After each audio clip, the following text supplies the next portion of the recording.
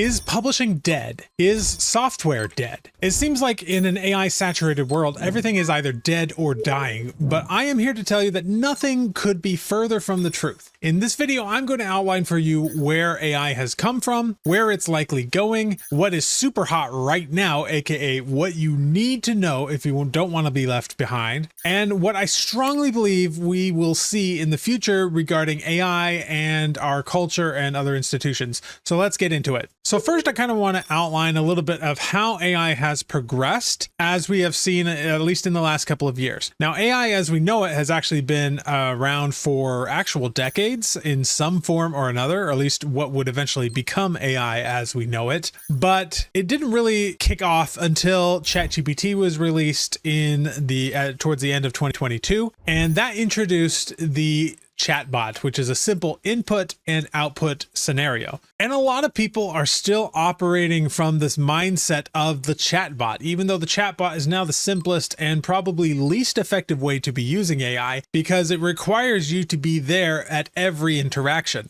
And back in these days, we were obsessed about prompts and trying to get the prompts just right to make everything perfect. These days, a lot has changed. But from there, we were introduced to this concept of projects. This is something, I believe it was Claude that kind of did this first, but now pretty much every chatbot has this, where you can set up a project and you give it instructions. And these instructions are what we call a system prompt. And it's essentially like a standing order that as long as you're in this project, I want you to behave in a certain way. And projects are actually super useful, particularly for any kind of repetitive task that you want it to do. So it acts a lot like the chatbot, but with the added benefit of now you don't have to type in your instructions every time you start a new chat conversation. You can just have some standing orders in your instructions in the project, and then you could just reuse that every time and not have to repeat yourself, which is a huge time saver. Right around the same time, we also got a slurry of just general wrapper tools. So these are tools that are kind of designed for specific workflows, but even those were still kind of going with the same input output scenario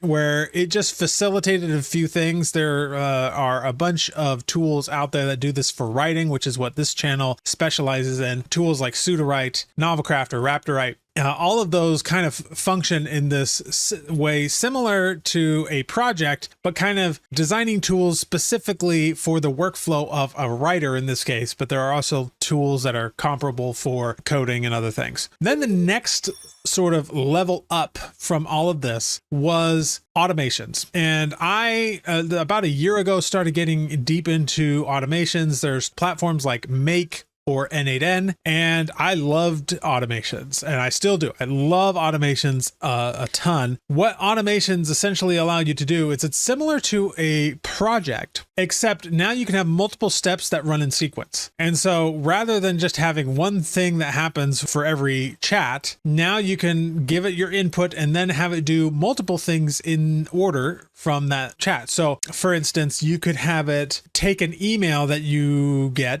and it can like summarize that email. So actually, here's a good scenario. Imagine you have a whole bunch of newsletters and you really don't want to have to like be wading through all of this information. You can have an AI take all of the best bits of that information based on what it knows about you. And kind of every time you get those emails, it'll condense that information. And then once a week, it'll give you a summary of all of the important things that you need to know from all of those emails combined. So you can save time going through all of the news articles and whatnot, or whatever it is. In the context of writing, we would use this all the time to perform multiple steps where the human didn't necessarily need to be in the loop. Right? And I would use this to get far better results from the writing than I could get in a simple or in a single chat where I would say, write this, and then it would give me a result, right? That's the way the chat works. You give it input, it gives you output. With N8N or any kind of automation platform, I could give it the input and then it would generate some output. It would run some corrections to kind of check to see, is it doing this right? Is it doing that right? Is it following the chronology? Is it doing this? Is the style good? Are we checking it against my style guide? provide all of these things and it'll do these all in sequence. And then by the end, it gives me an output that would have been far better than if I just asked it in one chat to give me one thing. And that's the power of automations. And there's a lot more you can do with automations besides just using it for multi-step writing. There's ways to tie it into your Google Suite, into, whatever kind of tools you're creating. And I've personally used end-to-end workflows for a ton of stuff in my business. So it's definitely one of my favorite ways to work with AI. However, we have started entering an even bigger age of AI more recently with agentic workflows. So this was kind of kicked off by Claude Code coming out and being actually a really useful tool, not just for coders, but for anyone who wants a more project-based thing where the AI can see everything in that project. It's similar to the actual projects that you find inside of a chatbot, but in this case, you can have like multiple files. It understands everything and can go and surgically make changes to things in those tools and can increase its memory and its skills and everything. And Claude also, I believe, was the first one to introduce the concept of skills, which are like little recipes that go and do specific things. And an AI can call on one or more of those to come in and do very specific things. Nowadays, we have even more powerful versions of this in tools like OpenClaw or Hermes, which if you haven't heard of those before, they are probably the single most important tools that people using AI need to be learning right now.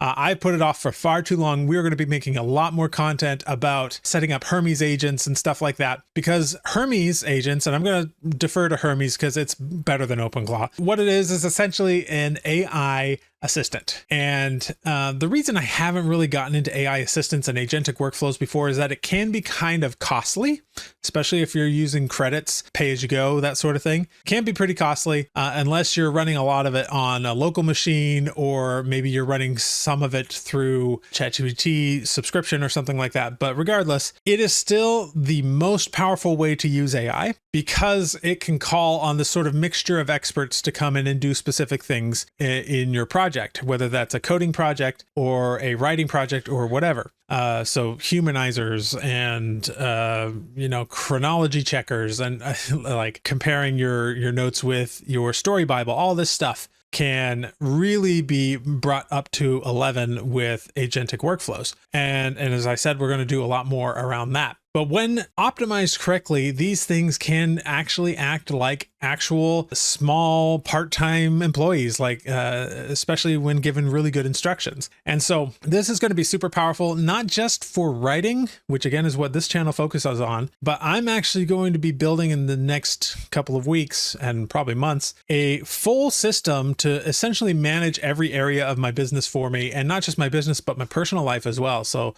tracking health metrics or transcribing my journals and stuff each day, and helping me with task management and all of that. Tons of stuff, even helping me learn new things and retaining that knowledge. All of that can be done inside of Hermes. And so I'm going to be doing a lot of work there. I definitely think it is something that authors in particular are sleeping on, and definitely shouldn't be. I was sleeping on it for probably longer than I should have, and that is going to change. But you may be wondering, because I recently launched my own software tool inside of my Story Hacker membership, which, by the way, is the single best AI writing membership in the world. You definitely will not regret joining.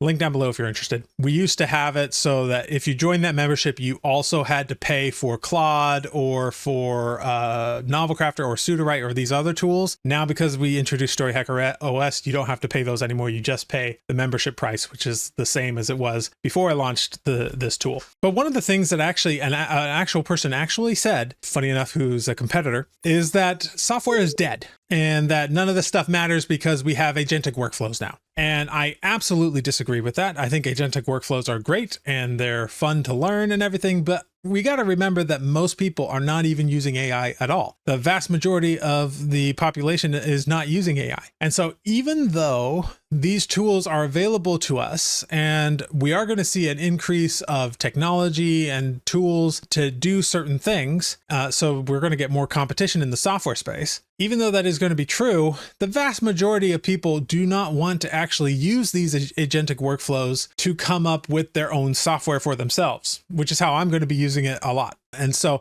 I think there is still a moat around a lot of these tools because most people don't want to learn how to create their own software, even if they don't have to learn coding.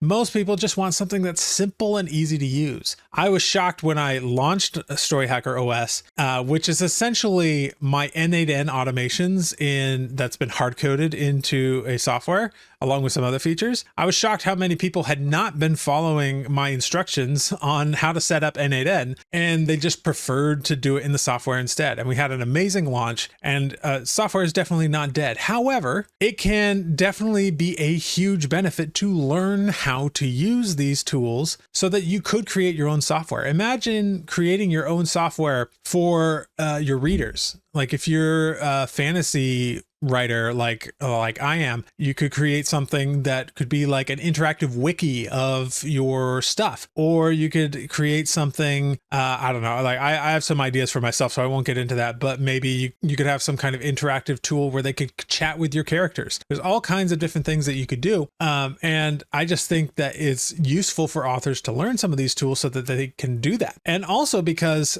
I don't know anybody that is 100% satisfied with any software. There's very few softwares where I could say like, yeah, it is everything in the world to me right now. There's always something that I wish was there. And this is why I think a lot of people will still want to create their own softwares, not to sell or anything, but just to help yourself and all of that. So that's why I think it's still useful to understand that software is not dead, but it's also useful to learn these agentic workflows and all of that. What about publishing? Is publishing dead? I don't think so. We are certainly seeing an influx of new material, but really all that matters is, can we produce a quality book that readers enjoy? And right now, a unskilled human who's just using AI to generate slop is not going to do that. And those things don't get picked up by readers, at least not in the long term, because if it's not a quality book, if it doesn't have some amount of marketing or word of mouth behind it,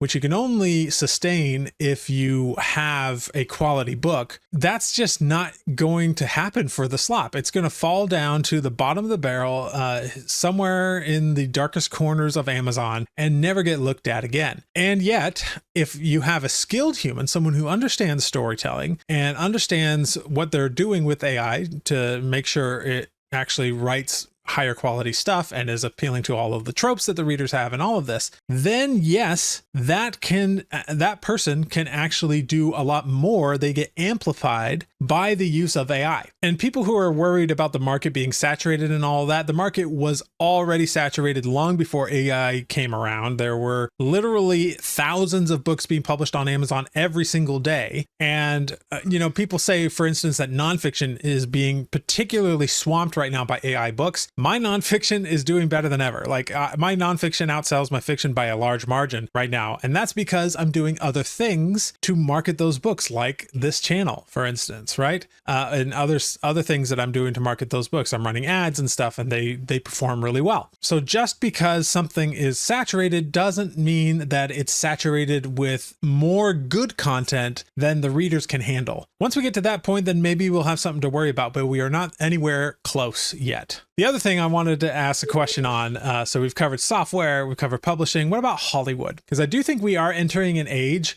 with AI where anybody who is a storyteller, we used to be confined to our separate lanes. Like you are a writer, you are a filmmaker, you are a video game producer, and that was it. And if somebody wanted to be a writer, they could write a book. At best, in the luckiest scenario, maybe they could make that book popular enough that somebody wanted to pick it up to make a movie. These days, I think we're entering an age where it's not just you're a writer or you're a filmmaker, but we're more like creative directors or storytelling directors who are in charge of a variety of different things that are accessible to us in a way that just was not possible before. And we saw this with the emergence of the self-publishing in general back in the early 2010s, where suddenly anybody could publish a book on Amazon, and the Kindle was blowing up and all this stuff. And people were calling that the death of traditional publishing. Obviously, traditional publishing is still around. They are struggling a little bit more compared to where they were 20 years ago. But I feel like there's a quote somewhere that and I don't know who said it, but that publishing has been ending for the last 200 years. So take that for what it is. But I do think we are going to see something similar in Hollywood, because for the first time ever, smaller creators are going to have access to do things that couldn't have been done without a large team, a very large and expensive team. And, you know, I'm not one of those people that thinks that AI video will replace movies, especially live action stuff. I think people are just going to want to connect with people. And it doesn't matter how far past the uncanny valley AI is able to get. I don't think we're going to quite have the same resonance with something that is fully AI and looks live action than not.